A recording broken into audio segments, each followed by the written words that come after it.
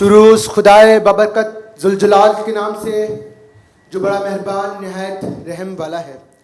عزیز وقار، آج جس موضوع پہ مجھے بات کرنے کے لیے مدعو کیا گیا، 2 وقت کی روٹی۔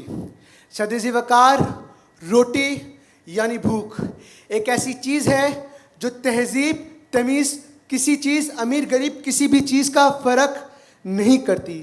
جناب والا آئیں ذرا آج کے اس دور پہ اس حالات پہ نظر دوڑاتے ہیں جہاں پوری دنیا بند ہو کر رہ چکی ہے، جہاں امیر غریب تمام ہر ایک طبقہ اپنے گھروں تک محدود ہو کے رہ چکا ہے۔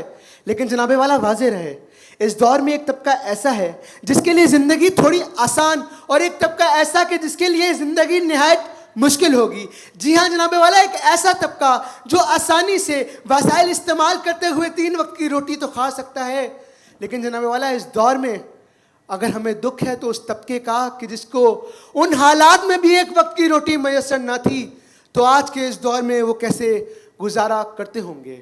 جناب والا، اس دور میں جب ایک باپ کمانے کے لیے نکلتا تھا تو اس کی اولاد کو یہ امید ہوتی تھی کہ آج ہم 2 وقت کی روٹی سکون سے کھا سکیں گے، آج ہمارے بابا ہمارے لیے باہر سے کھانا لے کر آئیں گے۔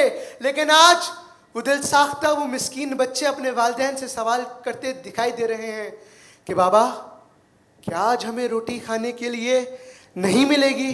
جناب والا آئیں چلتے ہیں 1400 سال پہلے کہ جہاں بھوک کا یہ عالم تھا کہ ہمارے رسول خدا صلی اللہ علیہ وآلہ وسلم اپنی بھوک مٹانے کے لیے کھجور سے گزارا کیا کرتے تھے، یا کبھی کبھار اپنے بدن پر پتھر باندھ لیا کرتے تھے۔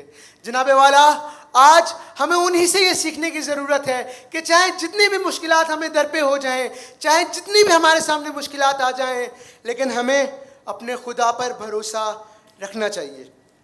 جناب والا، شکریہ۔